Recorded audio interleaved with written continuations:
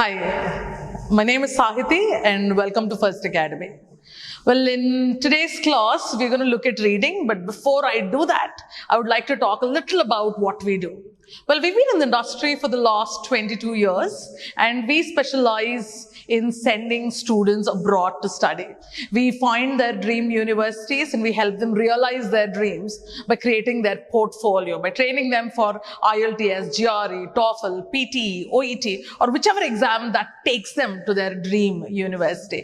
We have students in almost all top universities in the world. You name it, Harvard, Stanford, Yale, and we would have already had a student there.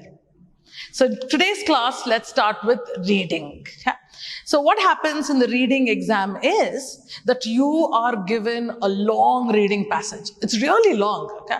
It's about 1,000 words long. So ee passage chadivi, manam ee passage meeda unna questions ni manam answer cheyali. Adi manam cheyalసిన పని ఇక్కడ. మరి చదివి answer చేయడంలో పెద్ద కష్టమే ఉంటుంది అని మనం అనుకోవచ్చు, కానీ అది తెలుగులో ఉండదు కాబట్టి, అది ఇంగ్లీష్లో ఉంటుంది కాబట్టి మనకు కొద్దిగా ఇబ్బంది అయితే ఉంటుంది. మనం బాగా ఇంగ్లీష్ పేపర్స్ చదివి ఉండి, లెట్స్ సే మనము ఇంగ్లీష్ నావెల్స్ చదివి ఉన్నా అప్పుడు ఈ రీడింగ్ అనేది చాలా ఈజీగా హ్యాపీగా చేసేసుకోవచ్చు. But if that's not the case, then reading is going to be pretty tough. So in this reading passage మీకు 3 సెక్షన్స్ ఉంటాయి. ఈ 3 సెక్షన్స్లో ఒక్కొక్క సెక్షన్లో ఒక్కొక్క లాంగ్ రీడింగ్ ప్యాసేజ్ ఉంటుంది. ప్రతి సెక్షన్లో ఒక 13-14 క్వశ్చన్స్ ఉంటాయి. 3 కలిపి ఒక 40 క్వశ్చన్స్ అవుతాయి. ఇది చేయడానికి మనకు ఒక 60 minutes టైం ఇస్తారు. ఈ 60 minutesలో మనం చదివి అర్థం చేసుకొని వాటికి సంబంధించిన క్వశ్చన్స్కి మనం ఆన్సర్స్ ఇవ్వాలి. ఇది the total gist of what reading is going to B. ఒకసారి అసలు ప్యాసేజ్ అంటే ఎలా ఉంటుంది అని మనకు ఒక ఐడియా రావాలి అంటే let us look at this image. ఇలా ఒక ప్యాసేజ్ ఉంటుందండి, చాలా పెద్ద ప్యాసేజ్ ఉంటుంది, కొద్దిగా భయపడిచ్చేటట్టే. ఒక 1000 పదాలైనా ఉంటాయి ఒక ప్యాసేజ్లో. యావరేజ్గా ఒక 700 to 1000 అనుకోండి. కొన్ని చిన్నగా, కొన్ని షార్ట్గా ఉండొచ్చు, కొన్ని లాంగ్గా ఉండొచ్చు. ఈచ్ ప్యాసేజ్కి ఒక 13-14 క్వశ్చన్స్. అండ్ సో ఇది మనం చదివి అర్థం చేసుకొని ఆన్సర్ చేయాలి. సో చాలామంది క్వశ్చన్లో ఒక పదం తీసుకొని వెతుకుతే ఆన్సర్ దొరుకుతుంది అంటారు, లేకుంటే ఫాస్ట్గా బిగ్ వర్డ్స్ చదివేస్తే మనకు ఆన్సర్ దొరుకుతుంది అంటారు. కానీ those students who are aiming for a band 9 అలా స్కిమ్ చేసైనా స్కాన్ చేసైనా మనకైతే ఆన్సర్ దొరకదు. ఐదర్ పోనీ మొత్తం చదువుదామా అంటే మనకు చదివింది అర్థం కాదు, చదివి అర్థమైనా కూడా గుర్తుండకపోవచ్చు, ప్లస్ మనం అంత చదివితే మనకు నిద్ర ఎట్లా వస్తుంది. సో ఇవన్నీ ప్రాబ్లమ్స్ మనం సాల్వ్ చేయాలి అంటే కరెక్ట్ టెక్నిక్, కరెక్ట్ స్ట్రాటజీ ఉంటేనే మనం దాన్ని కరెక్ట్గా మనం ఆన్సర్ చేయగలుగుతాం. సో ఫస్ట్ మీరు రీడింగ్లో ప్రిపేర్ అవ్వాలి అంటే మనము ఇలాంటి ఒక పుస్తకం, ఎలా అంటే ప్రతి క్వశ్చన్ టైప్లో మనకు ప్రాక్టీస్ చేసేటట్టు ఫస్ట్ ఏమేమి క్వశ్చన్ టైప్స్ వస్తాయి, ఆ క్వశ్చన్ టైప్స్ ఎలా ఉంటాయి, ఈచ్ క్వశ్చన్ టైప్ ఏం అడుగుతుంది మనల్ని మనం అర్థం చేసుకొని వాటిని కరెక్ట్గా ఆన్సర్ చేస్తేనే మనకు మార్కులు వస్తాయి. Plus if you have to add to this, మనం పెద్ద రీడింగ్ ప్యాసేజ్ ఇచ్చినప్పుడు మనము ఎలా 20 నిమిషాల్లో ఆన్సర్ చేస్తేనే మనకు సరిపోతుంది. ఉత్త ఆన్సర్ కరెక్ట్ వస్తేనే సరిపోదు, మనం ఇచ్చిన టైంలో మనం అది చేయడం కూడా చాలా చాలా ఇంపార్టెంట్. సో మనం మొత్తం 60 minutesలో అన్ని 40 క్వశ్చన్స్ కరెక్ట్ వస్తే మనకు 9 బ్యాండ్ వస్తుంది. చాలా మంది బయట ఏమంటారంటే రీడింగ్ చాలా కష్టము, మనకు 9 రాదు, కానీ this is not true at all. నా ఎక్స్పీరియన్స్లో రైట్ స్ట్రాటజీ, రైట్ టెక్నిక్ చాలా మంది స్టూడెంట్స్కి లిస్నింగ్లో 8 వచ్చి రీడింగ్లో 9 వచ్చిన ఇన్స్టెన్సెస్ కూడా చాలా ఉన్నాయి. Okay, so that's how reading is pretty straightforward and easy. The third module in the series after listening, reading, there comes writing. Now, writing by far is the most difficult part of the IELTS test. A lot of students can easily practice with listening and reading, but they find it extremely difficult to improve their score in writing. Okay? Now, many wonder why. Okay? But before we come to why, let's see what happens in the writing part. In the writing part of the academic IELTS test, you have 2 parts. So you have to finish 2 activities there, okay?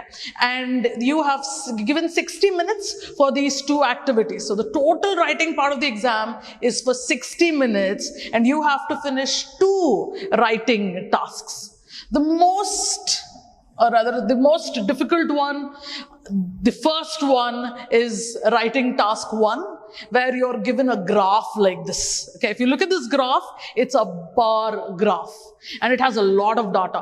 You're expected to describe the data depicted by the diagram, not include your own information. So a lot of students lose marks in writing task 1 because they write their own opinion, okay, because they write what they feel about the task. But that's not what is expected of you. You're expected to understand the information, analyze it, and then put it forward in a form of an essay. Now, this essay should contain a minimum of 150 words. IELTS says you have to finish this in 20 minutes, but that's not a rule. You have to finish both the tasks in 1 hour. You could actually spend about 15 minutes in the first one and 45 minutes in the other one. It's in your hands. You have total freedom. There is no strict demarcation of time. This particular task 1 accounts to only 1/3 of your score. Okay, so it is not the major writing task. Okay. Now, exam lo manaki bar diagram okkate vastundi anukodam is wrong. Manaki exam lo line diagram ravachu, lekunte oka pie chart kuda ivvachu, lekunte mana ఊరు photo కూడా ఇవ్వచ్చు. మన ఊరు 20 years క్రితం ఎలా ఉంది, ఇప్పుడు ఎలా ఉంది అనే కంపారిజన్ గ్రాఫ్ కూడా ఇవ్వచ్చు. లేకుంటే ఎలా మనము కేక్ ఎలా బేక్ చేయాలో అలా ప్రాసెస్ ఇవ్వచ్చు. అలా ఏదైనా ఒక పిక్చర్ ఫార్మాట్లో మనకు ప్రజెంట్ చేస్తారు. ఆ పిక్చర్ ఫార్మాట్లో వాళ్ళు ఏం ఇన్ఫర్మేషన్ చెప్తున్నారో ఆ ఇన్ఫర్మేషన్ని మనం ఎస్సే లాగా రాస్తే అది రైటింగ్ టాస్క్ 1. ఇది 1/3 ఆఫ్ ది మార్క్స్కే కాంట్రిబ్యూట్ చేస్తుంది. ఇంకొక 2/3 ఆఫ్ ద స్కోర్కి రైటింగ్ టాస్క్ 2 ఉంది. Okay, writing task 2 is essay writing task. మనకు ఒక క్వశ్చన్ ఇస్తారు ఇలాంటిది. ఆ క్వశ్చన్కి ఆన్సర్గా మనం ఒక 250 వర్డ్స్ రాయాలి. So we have to do it in 40 minutes. This is a major task. It accounts to 1/3 of your score in the exam. Okay, so this task is the essay writing task. You're just writing an essay answering the question, where this is the question. Okay, now you might feel, what's there, manam chala essays rasamu, Telugulo kuda rasantamu, but IELTS, every exam has a particular requirement. So IELTS requirement ento artham cheskoni daniki taggattuga rastene manaku markuలు వస్తాయి. మనం స్కూల్లో రాసినట్టు మనకు ఇష్టం వచ్చింది రాస్తే మాత్రం మనకు మార్క్స్ రావు. చాలా మందికి గ్రామర్ వల్లనో వొకాబులరీ వల్లనో మార్కులు పోవు. చాలా మందికి ఈ క్వశ్చన్ అర్థం కాక, అర్థమైనా కూడా దానికి ఆన్సర్ కరెక్ట్గా రాయలేకనే మార్కులు పోతాయి.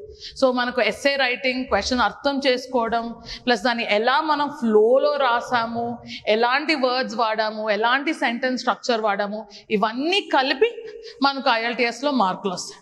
సో IELTSలో కూడా 4 పారామీటర్స్లో రైటింగ్, 4 పారామీటర్స్లో స్పీకింగ్ ఎవాల్యుయేట్ అవుతాయి. ఈ 4 పారామీటర్స్లో most important parameter task response. మనం క్వశ్చన్ ఎంత బాగా అర్థం చేసుకున్నాము, కరెక్ట్గా ఎలా రాసాము అనేది. Second is coherence and cohesion. అంటే మనము కనెక్టెడ్గా రాసామా, ర్యాండమ్గా సెంటెన్సెస్ రాసామా, మన సెంటెన్సెస్లో మీనింగ్ ఉందా లేదా అని. 3, మనం గ్రామాటికలీ కరెక్ట్ సెంటెన్సెస్ రాసామా లేదా, లేకుంటే మన సెంటెన్స్ స్ట్రక్చర్ సేమ్ సెంటెన్సెస్ వాడుతున్నామా, డిఫరెంట్ వెరైటీ వాడుతున్నామా. 4th and the last is vocabulary. ఎలాంటి పదాలు వాడుతున్నాము. IELTSలో అందరూ అనుకుంటారు ఇంగ్లీష్ ఎగ్జామ్ కదా, కూర్చొని 5 వర్డ్స్ నేర్చుకుందాం ఎవ్రీడే. సో ఒక 1000 వర్డ్స్ నేర్చుకున్నా కూడా సరిపోదండి. మనం కరెక్ట్ వర్డ్ కరెక్ట్ ప్లేస్లో వాడాలని IELTS అంటుంది. అది పెద్ద వర్డో ఫ్యాన్సీ వర్డో దాంట్లో ఎక్కువ లెటర్స్ ఉండాలో అని మాత్రం IELTS ఎక్కడా కూడా చెప్పదు. కరెక్ట్ వర్డ్ వాడడమే మనకు అన్నిటికన్నా ఇంపార్టెంట్ పాయింట్. ఇది రైటింగ్ ఎందుకు కష్టము నేను మీకు చెప్పానంటే, లెట్స్ సే మనకి ఇప్పుడు ఒక జబ్బు వచ్చింది అనుకోండి, మనం చాలా డాక్టర్ దగ్గర తిరగచ్చు, కానీ కరెక్ట్ ట్యాబ్లెట్ వేసుకుంటేనే మనకు అది సాల్వ్ అవుతుంది. ఆ కరెక్ట్ ట్యాబ్లెట్ ఇచ్చే కరెక్ట్ టీచర్ దొరకడం IELTS రైటింగ్లో కష్టం. అందుకే చాలా మందికి మార్కులు IELTS రైటింగ్లో ఇంప్రూవ్ అవ్వవు. లెట్సే మీరు ఒక 10 ఎస్ఏలు చదివారనుకోండి, లేకుంటే 100 ఎస్ఏలు చదివారనుకోండి ఆన్లైన్లో, అది ఒక్కటి సరిపోదు. మనం రాసే ఎస్ఏ కరెక్టా కాదని ఒకరు చెప్పాలి కదా. మనం యూట్యూబ్లో కూర్చొని స్విమ్మింగ్ అయితే నేర్చుకోలేం కదా. మనం ఈత నేర్చుకోవాలంటే నీటిలో దిగాల్సిందే. సో ఆ దిగడం కోసం మీరు ఎస్ఏస్ రాసి ఇలా కరెక్ట్ చేయించుకోవాలి. మీరు రాసిన ప్రతి మిస్టేక్ మనం కరెక్ట్ చేసి ఇవాల్యుయేట్ చేసి ఎందుకు అది తప్పుపోయింది, సో దట్ మనం ఇంకొకసారి ఆ తప్పు చేయకుండా ఉండేటట్టు మనం ట్రై చేయాలి. ఇలా రాశాక మనం ఎవరైనా ఒక మంచి టీచర్తో కూర్చొని అసలు ఏం తప్పులు చేశాము, దీన్ని ఎలా కరెక్ట్ చేయాలి అని మనం డిస్కస్ చేస్తే ఈ ప్రాసెస్లో ఒక 3-4 ఎస్ఏస్లోనే మనం 80% ఇంప్రూవ్మెంట్ తీసుకోవచ్చు. Right?